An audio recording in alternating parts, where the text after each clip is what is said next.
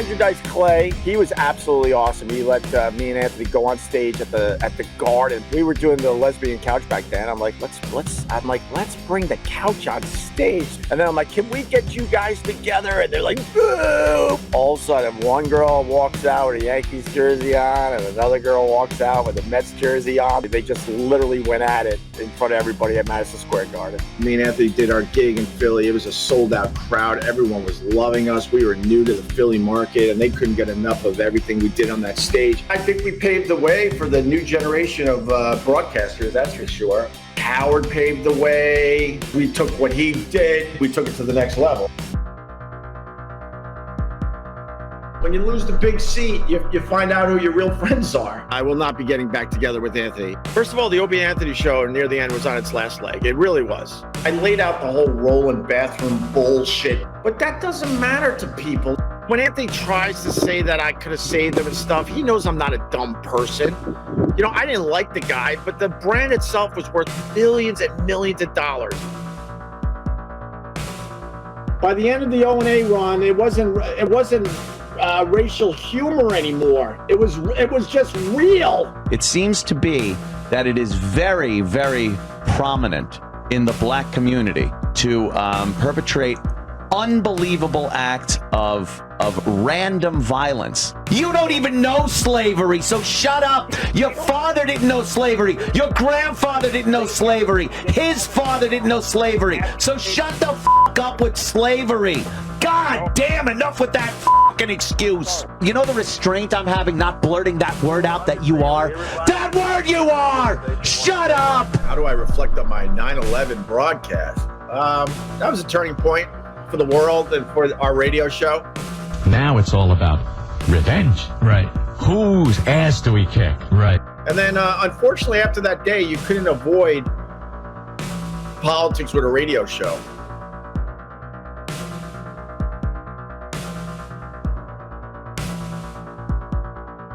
How do I reflect on my 9/11 broadcast? That was a turning point for the world and for our radio show.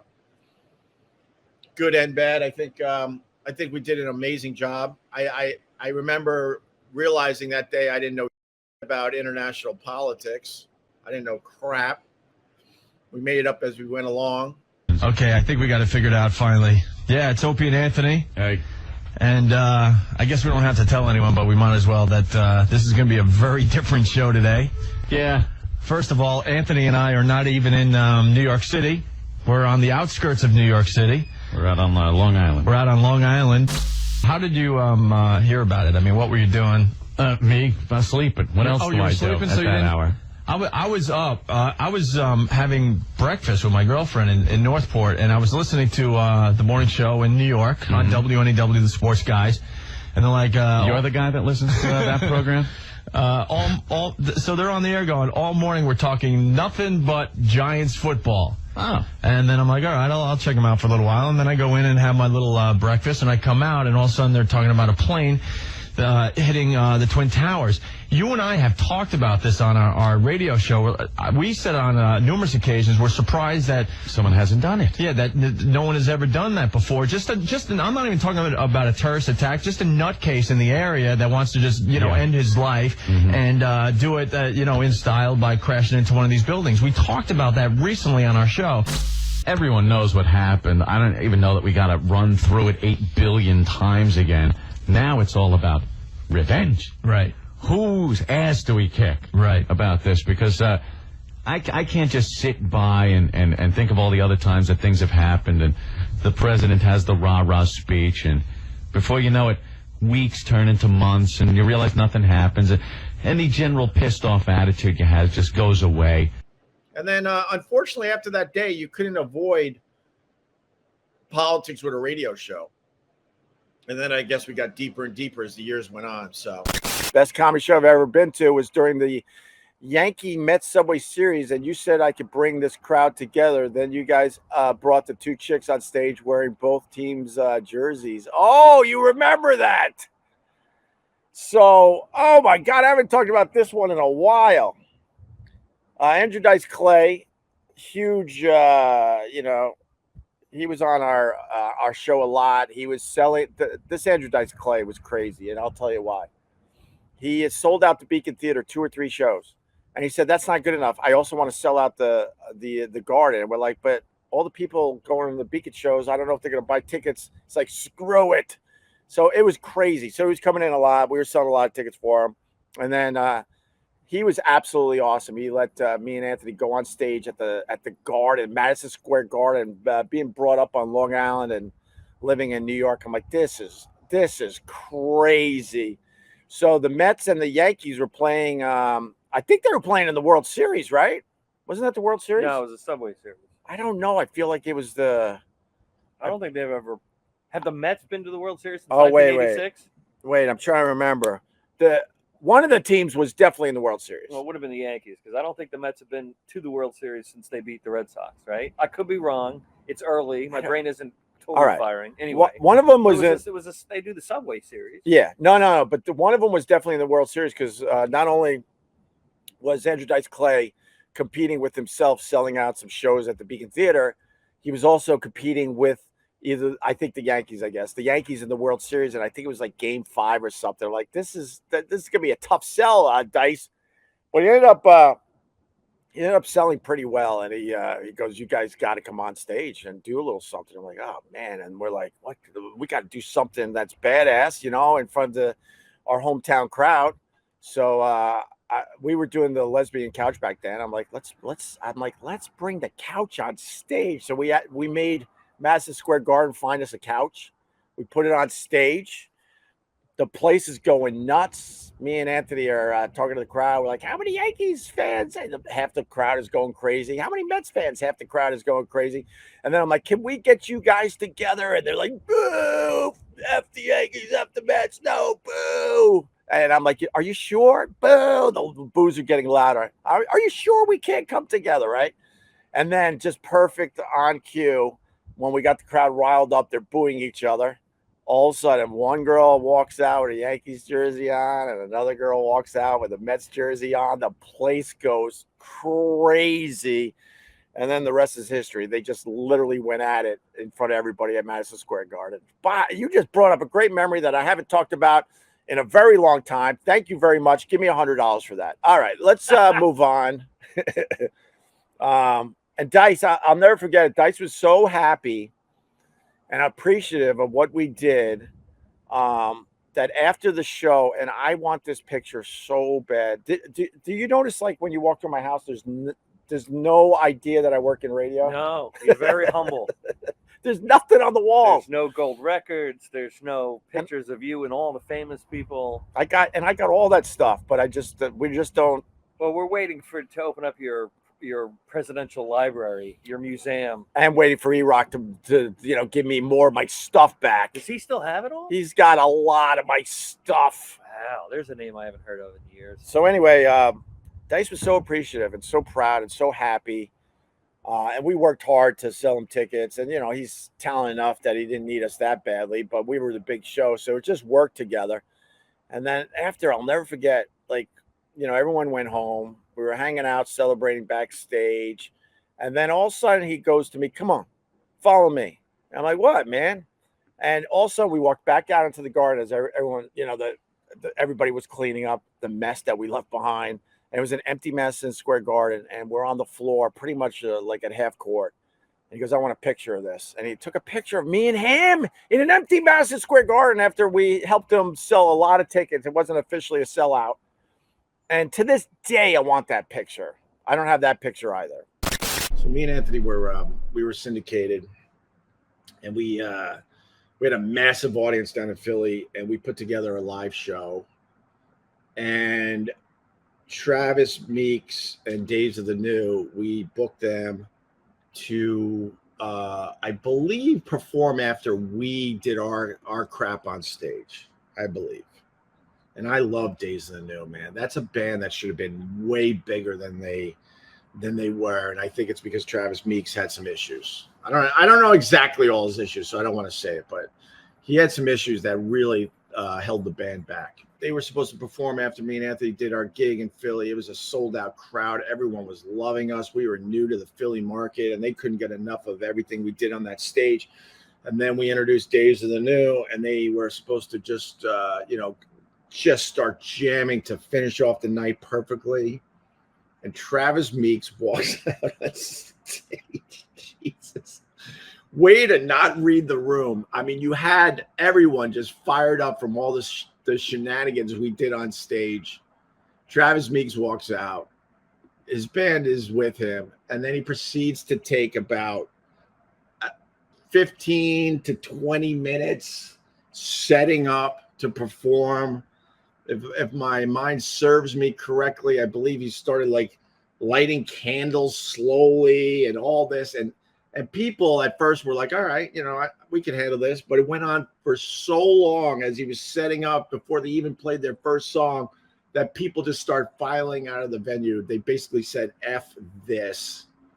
I never forgot that. I'm like, Travis, what are you doing? We gave you this amazing crowd. I forgot where we played. The Electric Factory, maybe?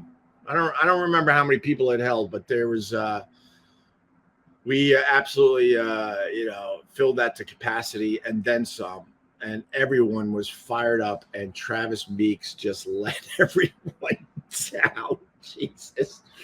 And we went way back to the days of WAAF, the only station that really rocks, with Days of the New and Travis Meeks. They would come in a bunch. Oh, it was priceless though, man. I'm like, he's just feeling it. I think he was trying to summon like a Jim Morrison's spirit. He had that vibe about him, but I'm like, dude, man, they want songs now. When you lose the big seat, you find out who your real friends are.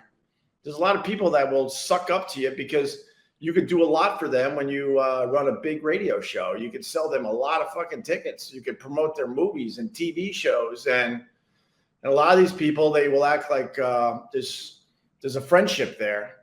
And then you lose the big seat and you realize, oh, they were kissing my ass because I sat in the big seat. Now I get it. I hear something on the radio every day that came from the Opie and Anthony Show at one time or another. There is a bunch of rip-off DJs out there stealing y'all's stuff. Yeah, I think we paved the way for the new generation of broadcasters, that's for sure. I mean, I think Howard paved the way. I would like to think he didn't pave the way officially for me and Anthony, but he absolutely paved the way in radio in general. And then I guess we took what he did and I think we took it to the next level. I really do. Unfortunately, we couldn't get along and, see it to the end. But what are you going to do? Keep in mind that the worst generation of today is the reason that O&A got canceled. It's very unfortunate, and I miss when people viewed racial humor as comedy and not as racism. You're going to get me going, though, Dallas. By the end of the O&A run, it wasn't racial humor anymore. It was just real. If a criminal is breaking into your house in a home invasion, statistically, it's probably going to be a young black male. You don't even know slavery, so shut up. Your father didn't know slavery. Your grandfather didn't know slavery. His father didn't know slavery. So shut the fuck up with slavery. God damn, enough with that fucking excuse. They were playing the knockout game. Oh, sounds like fun. Where the object is to walk up to somebody and with one punch knock them out, blindside them. It seems to be that it is very, very prominent in the black community to perpetrate unbelievable acts of random violence. If you talk to people, our whole judicial system's so racist that it just throws black people in prison willy-nilly. But this guy, apparently a murderer, kills a cop. This is the world we live in. Go ahead, Sam. Yeah. I mean, just look. I mean, who says that the cop didn't do anything to deserve this? Shut up, you fucking animal. You know what you know the restraint I'm having not blurting that word out that you are? That word you are! Shut up! Yes. Hi, guys. I'm a long-time friend of the show. I'm a black person, and Anthony, I think I've argued with you a couple of years ago, I used to get angry with some of the things that you spew out. Sure. Without really. I don't say I spew, and I don't think about it. You do. You do. You really don't. Yeah. But right now, I feel sorry for you. And because you don't agree with what I'm saying doesn't mean I'm spewing when I'm talking. I feel that people like Reverend Al spew. And I feel a lot of black leadership is spewing. I feel that people that use the race card are spewing. What's the matter? You can't get 100. You can't get 100% of the white people to kowtow to you. There's still a few of us left. There's still a few of us left. There's still a few of us left. It was just real racism that I didn't want to be part of. I didn't sign up for that crap. When the O&A show started, we weren't going down that road like that. By the end, the show was unrecognizable. Unrecognizable with all the racist crap and the gun talk. It's not what I signed up for all those years ago. When I found a very talented, green, funny guy, and we put together an amazing radio show. I didn't sign up for the last bunch of years of that garbage. All right, Josh, are we almost done with your horse crap?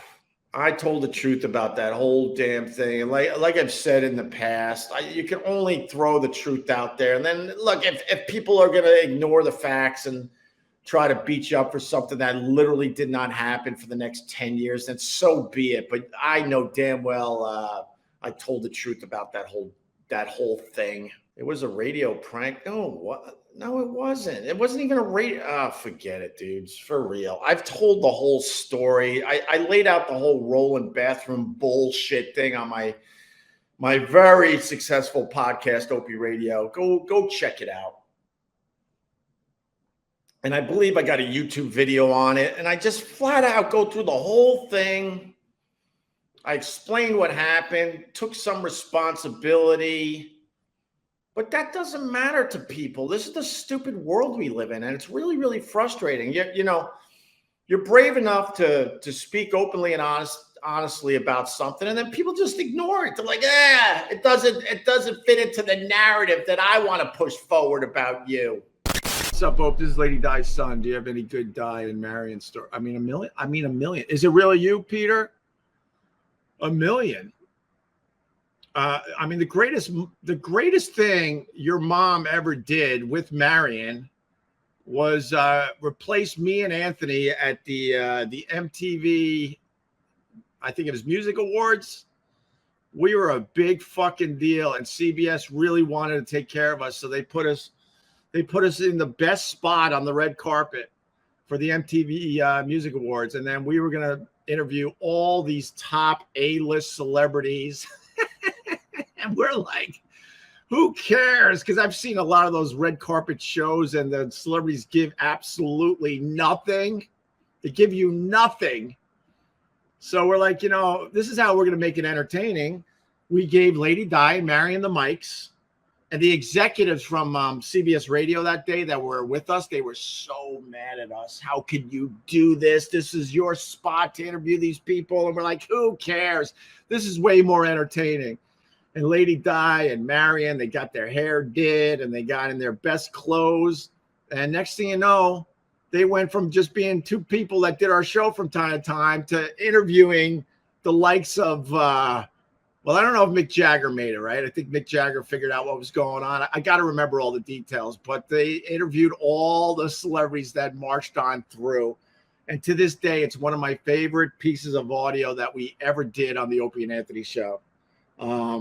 It was absolutely classic, and I'm sure it's online somewhere if you've never heard it. Hilarious, absolutely hilarious.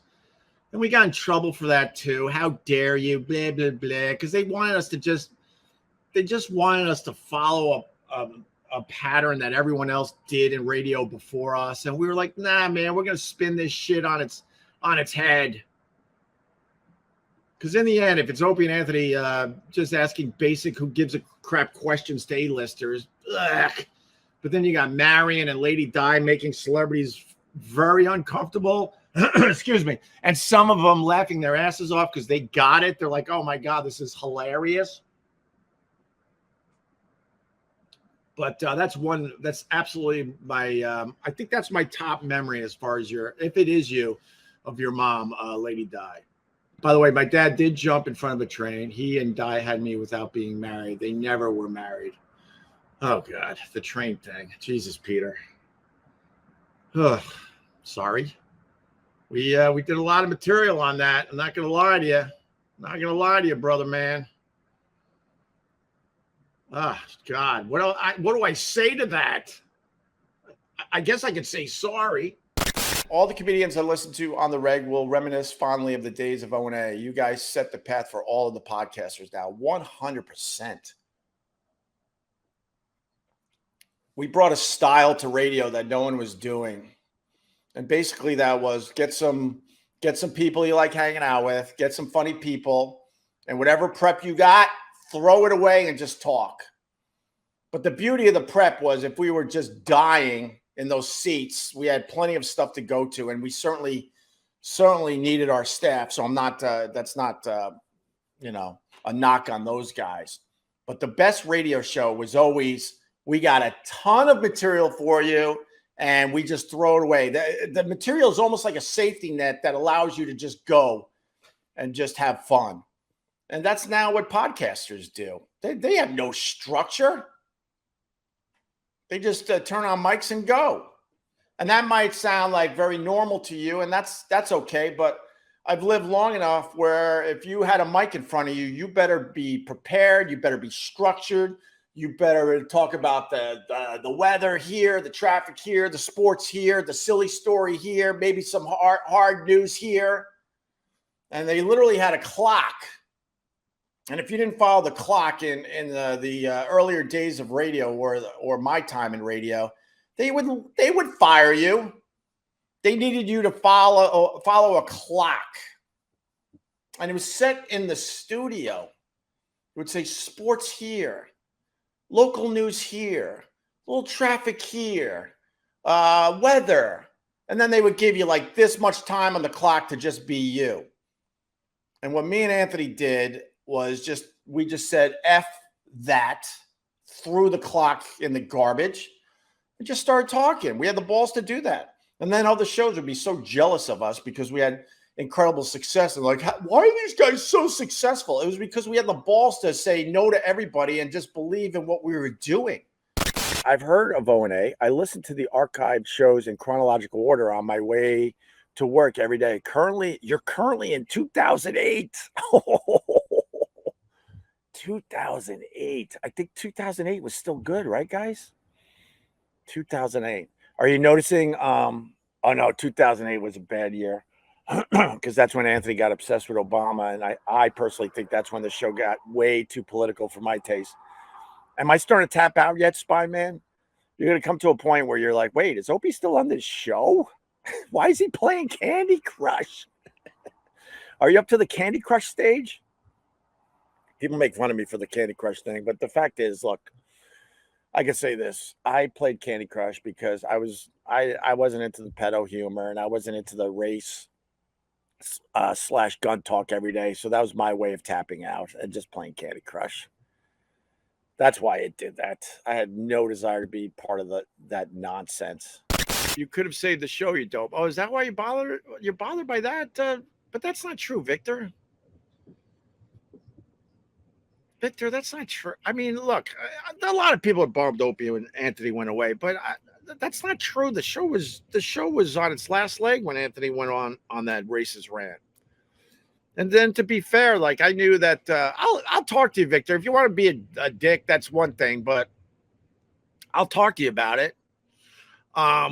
First of all, the Opie and Anthony show near the end was on its last leg. It really was. We were way past our prime. Anthony was obsessing about race and guns and all that. And if it works for him, whatever. I'm not even trying to take shots at Anthony. But it was something I didn't want to be involved with. Most of the staff didn't want to be involved with it. And he blew himself up with a huge racist rant. At the time, this is why I get frustrated, Victor, by the way. And if you want to go and hate me after this, it's fine. But at least I could try to give you my perspective on it. People that say I could have saved Anthony or saved the show, and that, the Opie and Anthony brand was worth millions of dollars, millions. So when Anthony tries to say that I could have saved them and stuff, he knows I'm not a dumb person. I didn't like the guy, but the brand itself was worth millions and millions of dollars. And that's why 2 years later, after he got fired, I started taking phone calls from the guy because I'm like, the brand, we got to somehow try to keep the brand going. And then my thought was that, okay, maybe we could do some phone calls and do a little something on each other's shows to keep the brand going. But obviously doing the show on a regular basis passed both of us by. So I love the people like Victor, and no offense, Victor, because I get it. Like, people are really bummed that the show ended. They wanted it to last forever. But, man, 20 years is not a bad run. The brand was worth millions of dollars. Millions. And I absolutely tried that 2 years after the fact. And then, unfortunately, it didn't work out. Throwing hate is different than hating someone. All right, fair enough, Victor. Fair enough. I'm just telling you my perspective on this. So, to think that I would just completely blow off the Opie and Anthony brand back in the day, now I think the ship is completely sailed. I don't even really think there's much money in it. Maybe there would be money quickly for a very short period of time, but nothing as far as longevity goes at this point. I would be the stupidest man in the world for not trying to figure out how to at least keep the brand going, knowing that me and him don't like each other at all. And he's already doing his own thing, and he's doing a very different show that he really wants to do. And I was trying to do a show that was very different than Opie and Anthony as well. So there you go. And if you want to continue hating, that's your prerogative, Victor. But Anthony was completely out of control the last few years of the Opie and Anthony show, completely. And unfortunately, not many people that were around the radio show were brave enough to actually, confront him or talk about it. Sirius XM was done with that kind of show. Jim and Sam is a neutered version as well as Howard. Well, there you go. There you go. So, hope that answered your question, Victor. If whatever. All I could do is throw out my crap like anybody else. That's all I could do. Hope was listening to O&A episode from 1995. You guys were live from the Peter Pan bus terminal in downtown Boston. I remember doing that like it was yesterday. I don't even, but I don't remember why we were there. Peter Pan probably was a giant advertiser or something, so they forced us to hang out at the Peter Pan bus terminal in downtown. And you're listening to this. Man, there's not a lot of wait, how are you listening to this, Daniel? Are you might be close to, the O&A show, because I'll tell you why. A lot of the Boston stuff is non-existent because I was going to say we weren't huge, but that's simply not true. We were massively huge in Boston. It was crazy how big we were in Boston.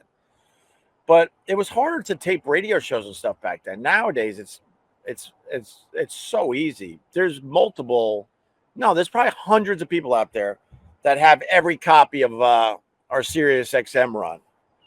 But back in 95, man, it was really hard to record radio shows. I mean, you could do it, but there was a lot of steps involved. So I want to know where you're listening to an episode from 1995, because I don't even have full shows from my Boston days. I got a lot of bits and best of shit,